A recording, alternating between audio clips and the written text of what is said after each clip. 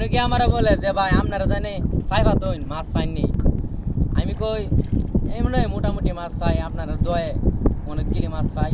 তো আজকে দেখেন এই যে অনেকগুলি মাছ পাইছি। এই আর একটা আনুম চাই